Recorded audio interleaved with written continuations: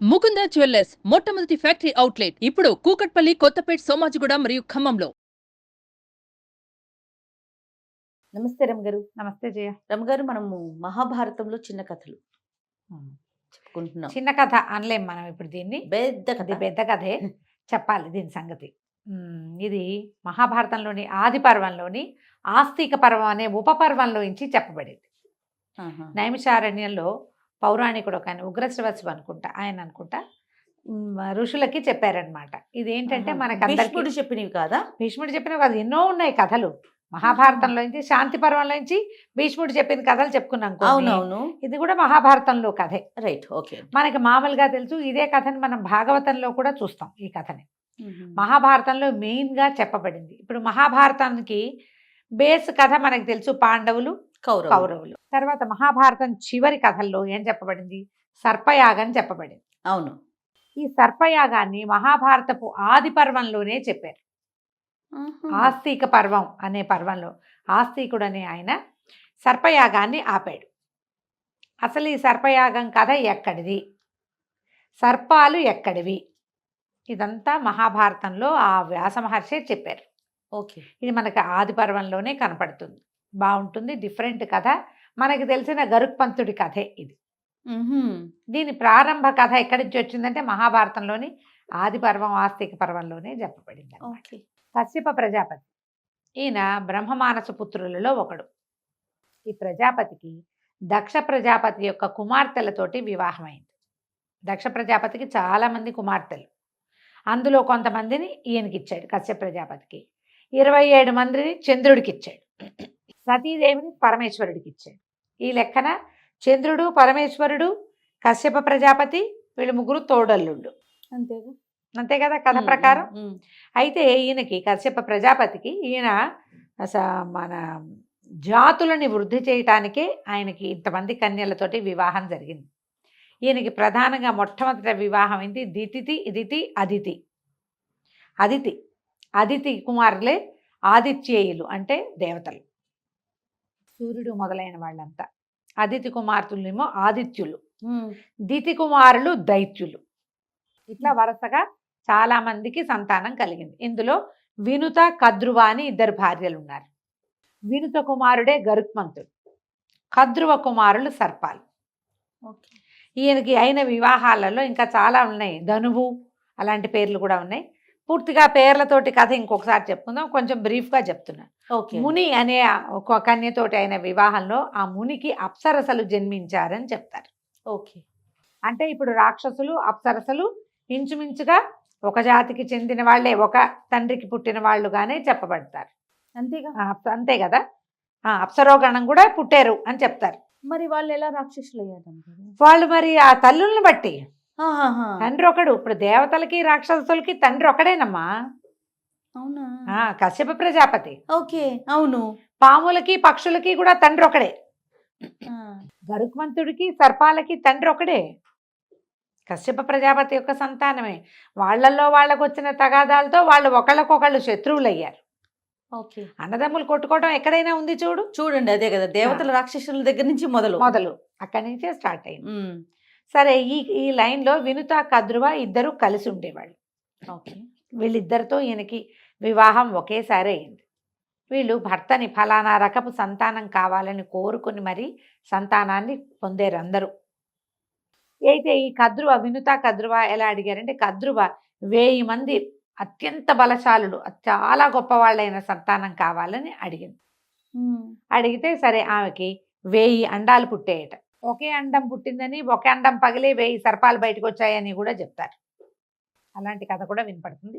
ఆమెకి సర్పాలు జన్మించాయి. ఆమెకు పుట్టిన గుడ్లల్లో నుంచి సర్పాలు బయటకు వచ్చాయి. సర్పాలు గుడ్లే జన్మనిచ్చింది ఆవిడ.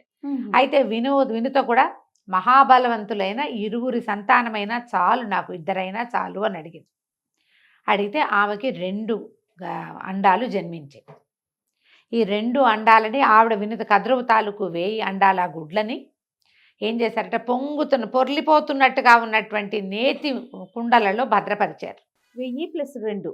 ఈవిడ 2 ఈవిడ దాచుకుంది, ఆవిడ 1000 ఆవిడ దాచుకుంది, భర్త ఏర్పరిచిన చోటే. క్రమంగా ఈ 1000 మంది సర్పాలు బయటకు వచ్చారు. ఇందులో రకరకాల వాళ్ళు ఉన్నారు. తెల్లవాళ్ళు, నల్లవాళ్ళు, ఎర్రవాళ్ళు, పచ్చవాళ్ళు, పొట్టివాళ్ళు, పొడుగువాళ్ళు, 2 తలలు ఉన్నవాళ్ళు, ఇరువైపులా తలలున్న వాళ్ళు, ఎంతమందో మహాబలశాలుడు, కోరిన రూపం ధరించగలిగే వాళ్ళు కూడా వాళ్ళు. తండ్రి ప్రజాపతి అవటం వల్ల. అయితే ఎప్పటికీ ఈ వినుత తాలూకు 2 అండాలు పగలపోయేసరికల్లా ఆవిడకి చాలా వేచి వేచి వేచి ఉండి ఉండి ఉండి ఉండి ఉండి ఒక అండాన్ని పగలగొట్టేసిందట ఆవిడ. పగలగొట్టేసరికల్లా అందులోంచి మహాబలవంతుడైనటువంటి ఒక కుమారుడు బయటకు వచ్చాడు. వెలిగిపోతున్నాడు సూర్య తేజంతో. కానీ అతనికి తొడలు ఏర్పడలా, ఇంకా పైభాగం మాత్రమే ఉంది. ఇంకా టైం ఉంది ఆయన. టైం ఉంది. ఈవిడ తొందర పడిపోయింది. సవితి పిల్లల్ని చూసేసరికల్లా ఆవిడ పుట్టేశారు, నాకు పుట్టలేదని. ఆవిడ వెంటనే జ్ఞానంతో జన్మించాడు ఆయన. పుట్టిన ఆయన అనూరుడు అని పెట్టారు, ఊరువులు లేనివాడు. ఆయన ఏం చెప్పాడంటే, నీ తొందరపాటుతోటి ఇట్లా అయిపోయాను నేను, తొందరపడద్దు, ఈ 2వ అండాన్నైనా నువ్వు జాగ్రత్త పరచుకో అని చెప్పేసరికల్లా సరే, నువ్వు ఇట్లాంటి పని చేసావు, సవితికి దాస్యం చేయాల్సి వస్తావు, నువ్వు ఇట్లా కుమారులను చేసుకున్న వాళ్ళకి నీకు సమస్య వస్తుంది, నిన్ను సమస్యల్లోంచి బయటపడగలిగేవాడు మహాబలవంతుడైన వాడు జన్మిస్తాడు, కారణ జన్ముడు, ఆ అండాన్నైనా పరిరక్షించుకో అని చెప్పి ఆయన తండ్రి అనుమతితోటి సూర్యుడికి రథసారథిగా వెళ్ళిపోయాడు. సూర్యుడికి ఒక రథసారథి ఉంటాడు, ఆ రథాన్ని తోలివాడు. ఆయన సప్తాశ్వ రథారూఢుడు సూర్యుడు కదా. 7 గుర్రాలుగా కట్టినటువంటి అశ్వాన్ని, రథాన్ని, దాని మీద కూర్చుని ఊరేగింపుకి వస్తాడు సూర్యుడు పొద్దు నుంచి రాత్రి దాకా. ఆ రథాన్ని తోలేవాడే ఈ అనూరుడు. ఆయన కాళ్ళు లేవు, ఆ రథంలో ముందు కూర్చుని కనపడతాడు. వెళ్ళిపోయాడు తండ్రి అనుమతి తీసుకుని. ఇక ఈవిడ దుఃఖంతో ఈ అండాన్ని సంరక్షించడం మొదలుపెట్టింది, 2వ అండాన్ని. ఇక ఆ సంరక్షణ జరుగుతూ ఉంది. ఇంకా జన్మించాల కుమారుడు. అయితే సరే, ఒకసారి ఏమైంది, వినుత కద్రువ ఇద్దరు కలిసి మరి సముద్రం తీరానికి వ్యాహ్యాలకి వెళ్ళారు. వ్యాహ్యాలకి వెళ్తే ఏమైంది, దూరంగా ఉచ్చైశ్రవం అని బ్రహ్మాండమైన అద్భుతమైన గుర్రం. ఆ ఉచ్చైశ్రవం ఎక్కడి నుంచి వచ్చింది, సముద్రంలో నుంచి వచ్చింది, పాలకడల్లో. ఎంత బాగుంది అని చాలా సంతోషంగా చూశారు. తెల్లటి గుర్రం. అయితే కొంచెం కనువెలుగులో చూశారు వీళ్ళు. చూసినప్పుడు ఆ కద్రువంది, ఆ నల్లటి తోక ఎంత అందాన్ని ఇచ్చిందో ఆ గుర్రానికి అనేసరికలు వినతంది. నల్లగా ఎక్కడుంది, తెల్లగానే ఉంది తోక కూడా, అంత నల్లగా ఏం లేదు, తోక తెల్లటిదేనంది. ఇద్దరు బాధలాడుకునే, చూసా కదా అంటుంది. వీళ్ళు చూసింది మాటలు అయిపోయింగానే అది వెళ్ళిపోయింది, గుర్రమేమో అవతలకి వెళ్ళిపోయింది. ఆ చూసిన విషయం మీద వీళ్ళిద్దరూ బాధలాటకి దిగారు. ఒకళ్ళు నలుపని ఒకళ్ళు తెలుపని. అయితే ఏమన్నారు, నేను నీకు దాస్యం చేస్తా, నువ్వు నాకు దాస్యం చేద్దు కానీ ఇట్లా పందెం పెట్టుకున్నారు. గుర్రంతో ఒక నలుపైతే వినుత తన సంతానంతో సహా కద్రువకి దాస్యం చేయాలి. ఒకవేళ తెలిపే అయితే కద్రువ ఆవిడే సంతానము వీళ్ళకి దాస్యం చేస్తారు. తల్లి దాస్యం చేయాలి. ఇక ఆ తల్లి దాసురాలు అయితే పిల్లలు కూడా ఆటోమేటిక్గా, తల్లి పని మనిషి అయితే పిల్లలు పని పిల్లలు అయిపోతారు, వాళ్ళ కర్మానికి పాపం. పాదులాడుకున్నారు, ఇది సిద్ధం చేసుకున్నారు పందెం. ఇదొక మీనింగ్లెస్ పందెం కాదు మరి. సరే చేశారు.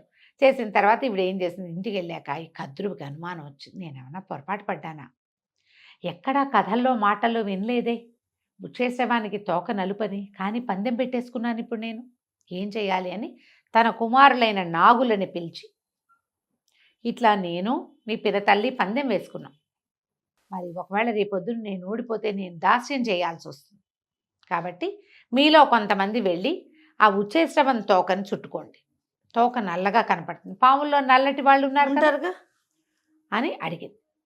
అడిగితే సర్పాలు ఒప్పుకోలే కుమారులు. నువ్వు ఇటువంటి పందెం వేయటం ఏమిటి, పందెం వేస్తే నువ్వు అనుభవించు, అధర్మానికి మేము పాల్పడము, ఉచ్చేశ్రవం తోక తెల్లగానే ఉంటుంది, అపరాధం మేము చెయ్యము, అధర్మానికి మేము పాల్పడము, నువ్వు ఒక అర్థం పర్థం లేని పందెం పెట్టుకున్నావు కాబట్టి నువ్వు అనుభవించాల్సిందేనని కొంతమంది వ్యతిరేకించారు. గుండు మండిపోయింది. తల్లిని సమర్థించరా మీరు, సహాయం చేయరా, తల్లి దాసైనా పర్వాలేదా మీకు, మీకు ఇంత తలపొగరా, ధర్మం పట్ల అంత అభిలాష, తల్లి మాతృధర్మం కంటే ఎక్కువ అని చెప్పి వీళ్ళని శపించింది. ఏమని, జనమేజయుడు చేసే సర్పయాగంలో పోయి పడి చావండి మీరంతా అని. ఈ కథ ఎప్పటిది, అదే కదా, కృతయుగం నాటి కథ. దాని తర్వాత వచ్చినటువంటి త్రేతాయుగం పోయి ద్వాపర యుగపు చిట్ట చివర కలి ప్రవేశిస్తూ ఉండగా జరగబోయే యజ్ఞంలో జనమేజయుడు చేయబోయే సర్పయాగంలో మీరు పడి చావండి అని కుమారులని తల్లే స్వయంగా శపించింది. ఎప్పుడైతే ఈవిడ అడిగిందో వాసుకి ఆ శేషుడు ఇద్దరు వాళ్ళు బయటికి వెళ్ళిపోయారు, వాళ్ళు వీళ్ళతో లేరు. ఈ 2 సర్పాలు ఎక్కడున్నాయి? ఆదిశేషువేమో తల్పసాయికి, ఆయన శేష తల్పసాయికి శేషుడుగా ఇదే ఉన్నాడు, ఆయన సేవలో, భగవంతుడి సేవలో ఉన్నాడు. వాసుకి వెళ్ళి పరమేశ్వరుడి మెడలో చుట్టుకుని ఉన్నాడు. లేరు ఇక్కడ, వాళ్ళిద్దరూ భగవత్ సేవకి వెళ్ళిపోయారు. కొంతమంది సేవ తప్పించుకున్న వాళ్ళు తప్పించుకున్నారు. ఎవరైతే ఈ తల్లి మాట కాదన్నారో వాళ్ళకి ఈ శాపం వచ్చింది. ఓకే. దాంతో ఇక మిగిలిన సర్పాలు ఒప్పుకునే కదా, మిగిలిన వాళ్ళు భయపడి తల్లి శాపానికి బెదిరి ఆమె మాట కాదంటానికి ఇచ్చగించక కొన్ని సర్పాలు వెళ్ళి ఉచ్చేసవం తోకకి పట్టుకుని ఉండిపోయింది. సరే, మర్నాడు ఉదయం పగలొచ్చి చూద్దామనుకున్నారు అక్క చెల్లి. పగలొచ్చి చూసేసరికల్లా ఏముంది, తెల్లటి ఉచ్చేసవం మెరిసిపోతూ పాలమీగడల్లే, తోక మాత్రం నలగాదు. దాసురాలైపోయింది వినత. ఇంకేం చేస్తుంది? ఇక దాస్యం చేయటం మొదలుపెట్టింది. అక్కగారిని సేవించడం, అక్కో చెల్లో ఇద్దరు ఒకసారి పుట్టిన వాళ్ళే అయి ఉంటారు. అప్పచెల్లెల్ని సేవించుకోవటం, ఆవిడ పిల్లల సంగతి చూడటం. ఇక కాపరం లేదు, ఏమీ లేదు, ఇవిడికి దాస్యమే. పందెం కదా మరి, పందెంలో ఓడిపోయినప్పుడు తప్పదుగా. క్రమంగా ఈ అండం ఎగ్ దాచిపెట్టారు కదా గుడ్డు, అది పగిలి అందులోంచి మహాబలవంతుడు, బంగారపు రెక్కలు, పక్షి వంటి ముక్కు కలిగినటువంటి గరుత్మంతుడు బయటపడ్డాడు. పుటకతోటే మహాబలవంతుడు, తన రెక్కలు కదిలితే కొండలు కదిలిపోయేంత బలమైన రెక్కలు అయినవి, బంగారు రెక్కలు, సుపర్ణుడు అంటారు. ఇంకా తను ఏం చేశాడు, తల్లి దాసురాలు అయ్యేసరికల్లా ఆయన కూడా దాసుడుగా ఉండటం మొదలుపెట్టాడు. రెండో దారి లేదు. ఈ సర్పాలందరినీ భుజాల మీద ఎక్కించుకుని అక్కడికి ఇక్కడికి తీసుకెళ్ళటము, తల్లితో పాటు దాస్యం. విసిగిపోయాడట.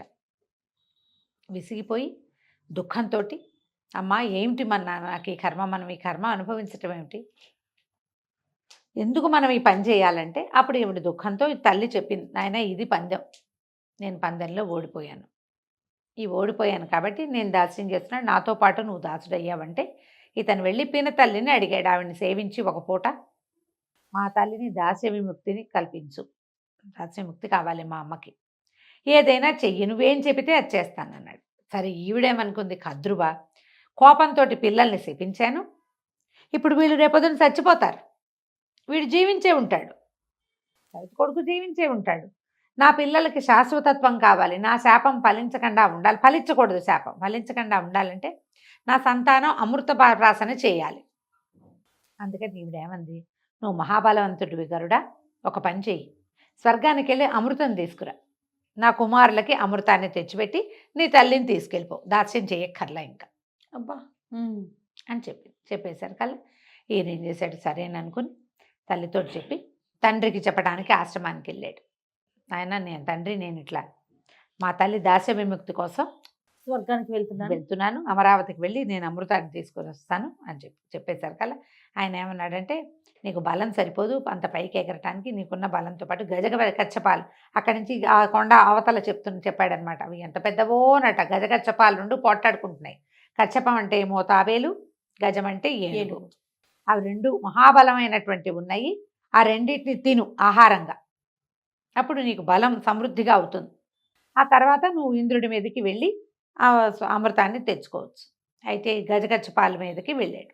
ఈ గజగచ్చపాల కోసం, అవి తినడం కోసం ఈయన వెళ్ళినప్పుడు అక్కడ వాలితే, ఆ కొండ మీద వాలితే, ఆ కొండ చివర ఒక పెద్ద చెట్టుకి వాలఖిల్యాదులని ఒక మునులు బొటన్ వేలంతే ఉంటారట, వాళ్ళు దానికి తపస్సు చేసుకుంటున్నారు.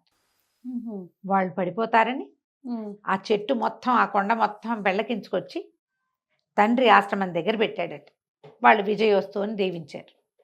ఈయన గజకచ్చపాలు 2 ఎంతకాలంగానో పోరాడుకుంటున్నాయి. అవి ఎంతంత పెద్దవోనట, చాలా పెద్దవి. ఆ 2 తిన్నాడు. మాంసాహారే కదా. అక్కడి నుంచి స్వర్గానికి వెళ్ళాడు. అమరావతి మీదకి వెళ్ళి అమృతాన్ని తీసుకొచ్చాడు. ఇక్కడ ఈయన వీళ్ళు ఏం చేశారు, యుద్ధం చేశారు. వాళ్ళు ఎందుకు ఊరుకుంటారు, దేవతలు వాళ్ళు సాధించుకున్న దీన్ని అమృతం కదా. సరే, అమృతం కోసం వాళ్ళు ఈయనతో యుద్ధం చేస్తే, వజ్రాయుధం వేస్తే ఆ వజ్రాయుధాన్ని ఇతన్ని విరిచేయగలిగే సామర్థ్యాలు ఉన్నాయి ఈయనకి. కానీ ఏం చేశాడు, ఒక రెక్క ఊడింది అంతే, రెక్కలో ఒక ఏమంటారు ఈక ఊడిపడిందట వజ్రాయుధం, అంతే అంత చిన్నదైపోయింది ఈయన ముందు. అయితే ఏమన్నారు, ఇతను కశ్యప ప్రజాపతి కుమారుడు తన తల్లి దాస్య విముక్తి కోసం ఈ ప్రయత్నం చేస్తున్నాడు, ఇతనితో సంధి చేసుకుందాం అంటే ఇతను ఏమన్నాడు, ఇది నా కోసం తీసుకెళ్ళటల్లా, మా తల్లి దాస్య విముక్తి కోసం తీసుకెళ్తున్నా, తెచ్చి అక్కడ పెట్టడం వరకే నా పూచి, తర్వాత మీ ఏర్పాటు మీరు చేసుకోండి అని చెప్పాడు. ఓహో. సరే దేవతలు లాలుచిపడ్డారు. ఈయనతో పాటు వెనకాలగా అదృశ్య రూపంలో ఇంద్రుడు కూడా వచ్చేసాడు. ఇంద్రుడు వస్తే సరే ఏం చేశాడు ఈయన, వినుత కద్రువకి చెప్పాడు, అమ్మా అమృతం తెచ్చానంటే అప్పుడు ఆవిడ ఏమంది, అక్కడ పెట్టు, నేల మీద పెట్టకుండా గర్భపరిచి దర్భలు ఉంటాయి కదా, దర్భలు పరిచి దర్భల మీద పెట్టి కుమారులను స్నానం చేసి వచ్చి అమృతం తీసుకోండి అని చెప్పింది ఆవిడ. వీళ్ళందరూ స్నానాలకు వెళ్ళారు. వాళ్ళు చూస్తూనే ఉన్నారు. ఎప్పుడైతే ఈ అమృత భాండం ఇక్కడ పెట్టబడిందో వెంటనే ఈ గరుత్మంతుడు ఏం చేశాడు, వాళ్ళ అమ్మని తీసుకుని ఎగిరి వెళ్ళిపోయాడు, కశ్యపాశ్రమానికి వెళ్ళిపోయాడు. ఇక్కడి నుంచి క్షణాల్లో జరిగిపోయింది. ఈ సర్పాలన్నీ స్నానానికి వెళ్ళినాయి, అందరూ చూశారు. అంటే ఇప్పుడు చూడకుండా నువ్వు తెచ్చిపెట్టలేదని పొట్టడానికి వీల్లేదు. తల్లి చూసింది, కుమారులందరూ కళ్ళతోటి చూశారు. భగవత్ సేవలో ఉన్న వాళ్ళకి అమృతం అక్కర్లా, వీళ్ళందరికీ కావాలి. వాళ్ళందరూ స్నానానికి వెళ్ళగానే ఇంద్రుడు అదృశ్య రూపంలో వెనకాలే వచ్చాడు కదా, ఈ మొత్తం కలశాన్ని తీసుకెళ్ళిపోయాడు. ఓహో. నాగులు మళ్ళీ తిరిగి వచ్చేసరికల్లా కలశం లేదు. ఏమైనా కలశంలో అమృతపు చుక్కలు కొన్ని పడ్డాయేమోనని దర్భగడ్డిని నాకేరట అందరూ నాలుకతోటి. దర్భాలు మహాపదునుగా ఉంటాయి, కొసలు కుశాగ్ర బుద్ధి అంటారు, అందుకని కసుక్కమంటుంది ముళ్ళులాగా, పల్సగా ఉండి పదునుగా ఉంటాయి కొసలు. ఆ దర్భల మీద నాలుకలు రాపాడిచ్చేసరికల్లా నాలుకలు చీలిపోయినాయట పాములకి, సర్పాలందరికీ నాలుకలు చీలిపోయినాయి. అందుకని పాము నాలుకలు ఇలా ఇలా కదులుతుంటాయి. ద్విజిఖులు అంటారు వాళ్ళు, రెండు నాలుకల వాళ్ళు, సర్పజాతి. ఆ చీలిపోయిన నాలుకలతో ఇంకా ఏమీ చెయ్యలేకపోయారు. అతను తెచ్చిపెట్టాడు, రక్షించుకోలేకపోవటం వీళ్ళ తప్పు, అంతేగా. ఆయనేమో తల్లిని తీసుకుని వెళ్ళిపోయాడు. ఈ తల్లి పెట్టిన శాపం మాత్రం వీళ్ళకి శాపంగానే ఉండిపోయింది. ఈ కథని ఈ నైమిషారణ్యంలో ఋషులకి చెప్పబడింది. దీని తర్వాత ఏం జరిగింది, కొన్ని తరాలు గడిచినాయి, కొన్ని 2 యుగాలు మారిన తర్వాత జనమేజయుడు సర్పయాగం చేశాడు. ఆ సర్పయాగం చేయడానికి కారణం ఏంటి, తన తండ్రి మెడలో ఒక చచ్చిన సర్పం వేయబడింది. ఆయనేమో ఆయన పాము చేతిలో చచ్చిపోతావు, పాము వల్ల చనిపోతావని శాపం పెట్టాడు. ఈయన మన ఆ ఋషి గారు, కబుకన్ ఋషి పేరు గుర్తు రావట్లేదు చూసావా, ఏ ముని మెడలో అయితే సర్పం వేశాడో ఈయన పరీక్షన్ మహారాజు, ఆ ముని యొక్క కుమారుడు ఈయన్ని శపించాడు, సర్పం వల్ల మరణిస్తాడు అని. వారం రోజులు తిరిగేసరికల్లా పరీక్షన్ మహారాజు తక్షకుడి కాటుకి మరణించాడు.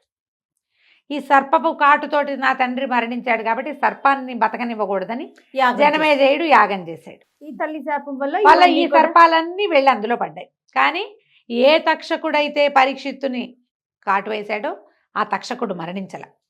ఓహో. ఆయన దీంతో వచ్చేసాడు యుద్ధాన్ని, మన సర్పాన్ని ఒక్కో సర్పాన్ని పేర్లు పెట్టి పిలిచారట ఆ యాగంలో.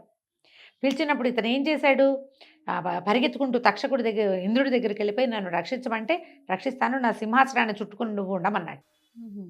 పేర్లు పెట్టి స్వాహా స్వాహా అని పిలుస్తున్నారు. ఇప్పుడు తక్షకుడు ఏంటి వీళ్ళు తెలుసుకున్నారు, ఇక్కడ యజ్ఞం చేస్తున్నటువంటి వీళ్ళు ఋత్విక్కులు ఇంద్రుడి దగ్గర ఉండాడని. సహేంద్ర తక్షకాయ స్వాహ అని చెప్పాడట మంత్రం ఋత్విక్కు. ఆయన ఇంద్ర సింహాసనంతో పాటు వచ్చేసింది, మొత్తం కిందకి వచ్చేసింది. దీంట్లో హోమగుండంలో పడ్డానికి ఇంద్రుడితో సహా వచ్చేయాలని. వచ్చేయమంటే అప్పటికే ఆస్తికుడు వచ్చి అది ఆపిచ్చాడు. దాంతో తక్షకుడు బతికాడు. లేకపోతే పాముల జాతి అనేది ఉండేదే కాదు. ఆస్తికుడు ఇది ఆపాడనమాట. సర్పాలకి మేనలుడు ఆస్తిక మహర్షి. ఆయన వచ్చి నాకు వరం ఇవ్వమని అడిగితే ఈయన అప్పుడు ఎవరొచ్చి అడిగినా ఇవ్వాలి కాబట్టి జనమేజయుడు ఈ సర్పయాగం ఆపమని కోరిన ఆస్తికుడి మాటకి అక్కడికి ఆపేశాడు. ఎన్ని వేల సర్పాలు చచ్చిపోయినాయట అందులో. ఇప్పుడు మనకున్న జాతులు చాలా తక్కువ, చాలా జాతులు అందులో మరణించినాయి. తల్లి శాపం పొందిన జాతులన్నీ అందులో మరణించినాయి అన్నమాట. ఆస్తిక పర్వంలోనే ఈ కథ అంతా చెప్పబడుతుంది. భలే ఒక కథల నుంచి ఓ కథ, ఓ కథల నుంచి ఓ కథ వస్తుంది మహాభారతంలో, ఇంటర్లింక్డ్ స్టోరీస్. ఇది ఎక్కడి నుంచో అయ్యి ఇక్కడికి వచ్చింది అన్నమాట. ఈ కథ మనం మహాభారతంలోనే చూస్తాం. గరుడు ఆ తర్వాత భగవంతునికి వాహనం అయ్యాడు. ఆయన ఎక్కడైనా గరుడ వాహనం అనేది చాలా అంతే ప్రత్యేకమైన కదా. సేవ కదా. అవునవును. ఆయన ఎక్కడికైనా వెళ్ళటానికి కూడా గరుడ గరుడ వాహనాన్ని వాహనాన్ని వాడతారు. వాడుకునేవాడు. ఇది కథ.